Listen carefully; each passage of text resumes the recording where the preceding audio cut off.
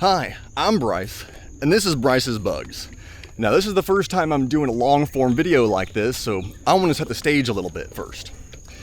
My goal for these videos is not to showcase my knowledge, to show off camera equipment, to do anything like that, because in reality, most of my rig is about 10 years old.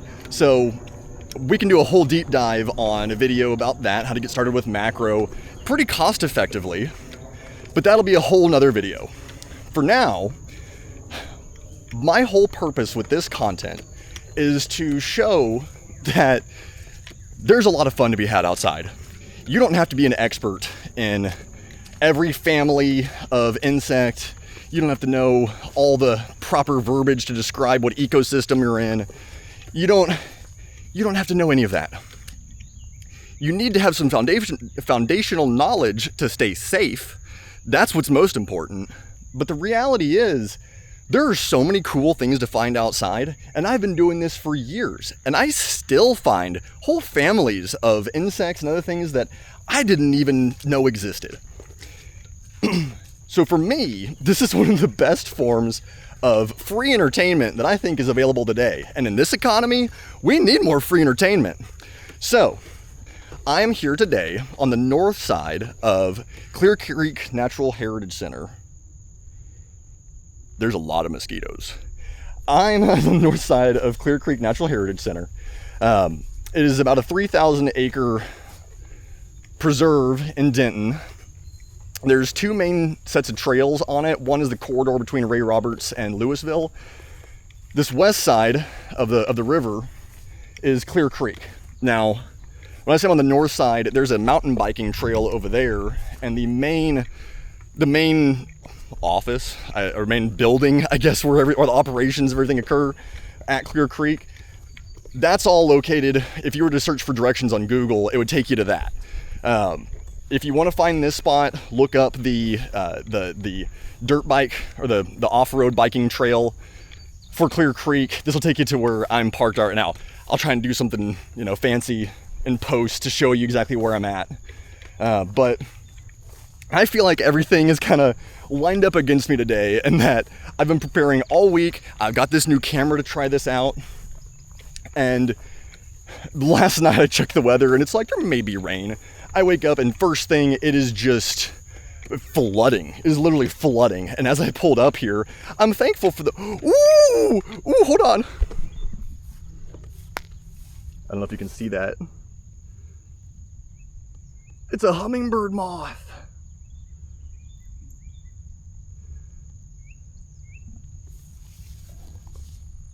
If you go hiking after a rain, if the trail is particularly muddy or has puddles, you walking on it can cause additional erosion. So it can damage the trails.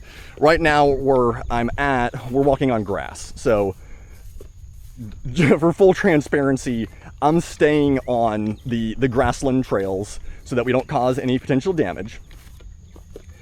And you may be asking, well, why did you come out anyway if it just rained? Well, a lot of bugs post up after a rain. They all take cover to not get washed away. And so it gives us an opportunity to find them as they're like roosting up on plants. So it may give me more opportunity to snag some stacks, because I need bugs to sit still in order to stack. That process is generally, you'll take anywhere from more than one to several hundred pictures and layer them on top of each other to get some really, really fine detail on critters that you otherwise couldn't with a single picture. So let's see what we have here. There's something sitting on this. It's some little flower beetles. I don't know if you can see those, if it'll focus or not. But let's just switch to my camera and see what we can get.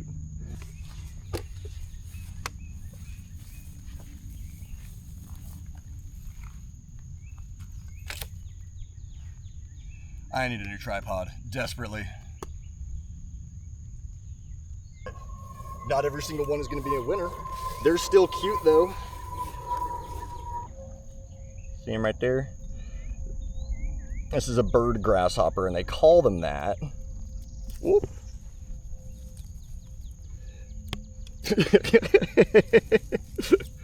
And they call them that because they're one of the few species of grasshoppers that can actually gain altitude when they fly. They're massive. So this is honestly a pretty small one. If you find a full-size adult, then, I mean, that is an adult. If you find one of the massive ones, the spines on their hind legs are actually strong enough to draw blood if you get them to kick you right. So just be careful handling those. Ooh. Oh. He moved. Okay, there's I doubt you can see it on here. Sitting on top of the grass. Oh, he's actually flying in my face right now. There he is. He just landed back here again. It's a robber fly. It won't focus on that, will it? Oh man, I can go up in there. Oh, he didn't like that. Robber flies are kind of crazy. They're predatory flies. They will roost up in a spot like he was in. They'll sit on top of grass or twigs, and then they'll wait for bees, butterflies, other flies and things to fly by, and then they take off, catch them out of the air, and then do the classic method of pump them full of poisonous compound that basically liquefies the inside of the other bug, and then they just slurp them back out through the same straw. Nature's kind of brutal. Now you may ask, why is water so dangerous to bugs? Well, this Weevil is proving that point right now. Because of their bodies, they're being so small, the surface tension of water can be deadly. So this one right here is slowly crawling along with this water droplet attached to him. He can breathe right now, but some bugs, if they get caught in a big enough drop of water, they can drown on a leaf on land. So it's a tough world out there for them. Let me see if I can get a little close up just so y'all can see what he looks like.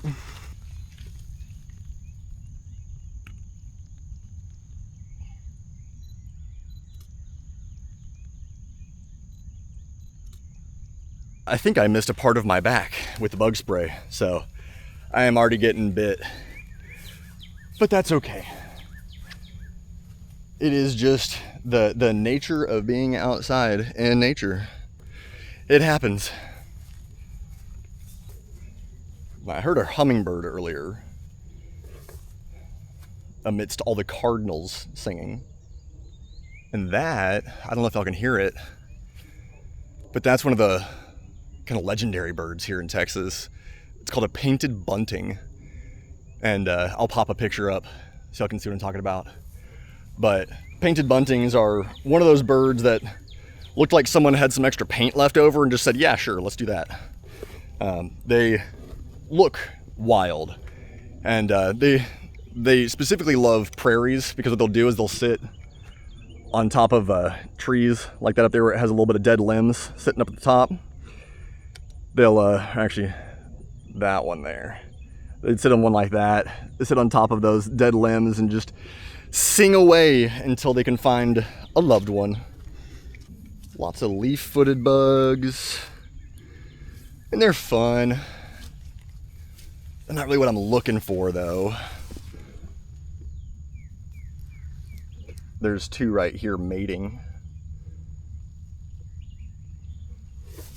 And a immature one hanging out next to them like a weirdo. True bugs and shield bugs are one of those species that when they hatch out, they'll tend to stay in a group. You know, it's kind of the safety in numbers concept. And sometimes they'll just sit in whole piles. So here's one of the milkweed beetles. One of their families sitting right here on this milkweed here. I'll snag a pic of this. This is going to be a mess, but let's see what we can get.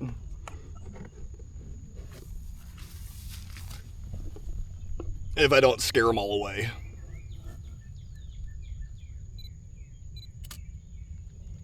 We'll see what we get from that. It's not going to be anything I'm going to write home about, but y'all be able to see it better. Tripod, I need you to get it together. You need to stay stuck to my bag as I intend. Oh, you have some really weird color. Look at you. Now that's an obscure bird grasshopper. It's a different kind of bird grasshopper. Usually they're black and neon green. This one, actually, that one might have freshly molted. That was soft. So I bet they just molted and that's why they're still that odd color. What are you? You're cute. Some kind of leaf beetle? We got one scooting right here and there's two mating back there. I don't know if I can get in there for a picture or not. I can try though. Yeah, and if I touch him, he's just gonna curl up and fall. That's all he's gonna do. There's another one there in a better spot. Let's try that guy out.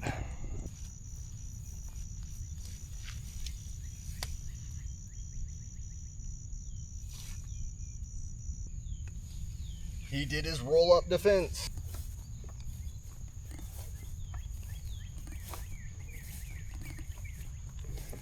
Now, I would love to go in there. There's some really cool stuff in there, but that is not where we need to be after a day like this. Ooh, that's a long boy. What are you? What are you? Yeah, it's like a super long wasp. I have no idea what that is. Boop, boop. Oh, he's going. He's going. He's not gonna let me get close. That's okay. I got to see him fly by. Hopefully y'all did too. But I would love to go in there. The trail is just gonna be way too muddy and I'm gonna cause more damage than anything. So I'm gonna leave it be. We're just gonna finish our route here today. Just a quick loop.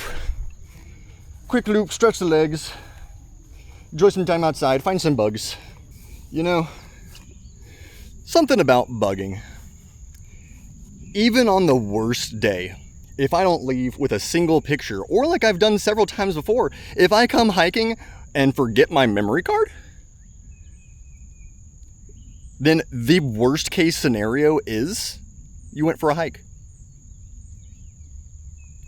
And that's not bad at all. Oh my gosh, I don't know if you can see all the mosquitoes floating around here, but we are in it now. I tell you what. There's a little damselfly over there, like right there. I doubt you can see it. But damselflies are great to have around with you because they catch mosquitoes. You might need a whole army to defend the mosquitoes that I have on me right now, but they're still doing their part. They're still doing what they can. Now this guy here, this is bull nettle. A pretty nifty rule of thumb when it comes to plants is if it's hairy, you probably shouldn't touch it. It tends to be a safe bet that a hairy plant is a bad plant. Bull nettle smells great. Like it smells like really nice soap. It's really the best way I know how to describe it. But if you touch it, you will burn afterwards. I learned that when I was little. We were looking for frogs by a river. We were hearing them croaking, and so I just had to go and find them, and I chased one, and it hunkered down under a small bush. And so, being the uninformed me, I just dashed in and grabbed it. And when I caught the frog, I had my hands all the way in bull nettle. So my arms were on fire for the next 30 minutes to an hour after that, which, great experience. Really imprints on you as a wee one, I tell you. But they do still smell good. Here's a cool dude. This is a juvenile ambush bug before they get their color that helps them blend in a little bit more. You see that white dot on the flower? That's him there. They look like little battleships, honestly. They're so tanky looking. And he's set up in a spot. I bet we can get at least a decent little something of him. Let's see what we can do.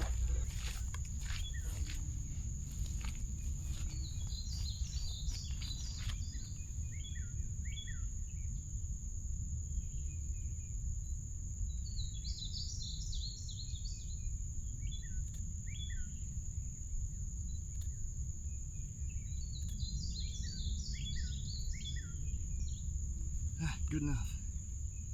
Sounds like I'm getting closer to that painted bunting, but I'm not seeing it. I mean, it's gotta be like right up there. It's gotta be. Ooh, there's a little candy striped leafhopper. Right there. They're so cute. Little neon pink and blue on a leafhopper. I mean, can you ask for anything more? What do you think, huh? Whoop, whoop, whoop. More of those dudes. Milkweed beetles. Oh, that looked like a wasp chasing the milkweed beetles. Ooh, look at that. We got ourselves a walking stick. You know, for the longest time I was thinking that, like, man, where will the walking sticks go? They're all gone. Turns out I just wasn't looking in the right places. And you see him right there. Right there. Oh, he fell. Now where'd he fall to? There he is. Oop. Now they're long and soft, so you really got to be gentle with them. Oh, he's gonna go into full defensive mode. He's like, I am a stick. I am not a bug. Whoop. Come here. There he is. They're pretty clumsy. They're not really intended to climb on human skin, and that's okay. Just... Good Lord, the mosquitoes out here are massive. Boop. But I will let you go back to doing your thing and leave you alone. I love walking sticks. They just never get old. They're just so cool looking. Ooh, little bull jumping spider.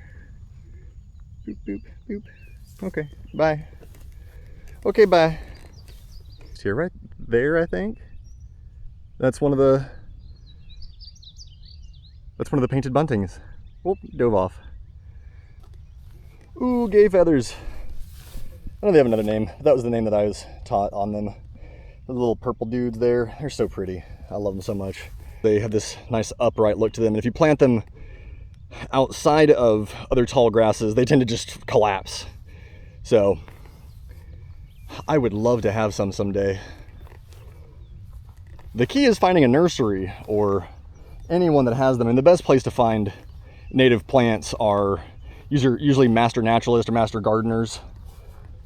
They'll put on spring and fall plant sales usually. So find your local chapter, sign up for their newsletter, and find out when those native plant sales are, and that's really your best bet to find what belongs in your area. This stuff is cool looking. There's some goldenrod mixed in here, but I don't know what the rest of this is. There's another little amberwing there floating around. Somewhere around in there. I'll have to come back and see what this is gonna bloom into. If it blooms at all. If nothing else, for that goldenrod there, because tell you what, a bunch of wasps and whatnot love some goldenrod. Heard something flutter over here, but I can't see it. Well, we're coming up to the end of the trail here. I'm about to loop back over to the parking lot. Go selfie stick. So this is a quick one today. Hopefully a few of those pictures come out. At least I can show y'all a little bit of what I'm seeing. This is also my first time using an action camera, so we got some learning to do. But maybe I'll find something on the last 100 yards here or so on the trail heading out. But if not, I thank you for joining me today. I appreciate you taking the time to join me outside. Maybe learn a thing or two, maybe not. Maybe you were just here for the for the vibes. And if that's the case, then I'm here for that too. But, ooh, a little dusky wing. Little dusky wing there. Oh, he's gone. He's gone. But as I was saying, thank y'all again for joining me today. I really appreciate it. I hope to do more of these. So if you have any suggestions, if you have comments, opinions, whatever it might be, drop them in the comments. And even if you don't leave a comment, like and subscribe. I'd appreciate it. But I think that's it for me today. Y'all enjoy.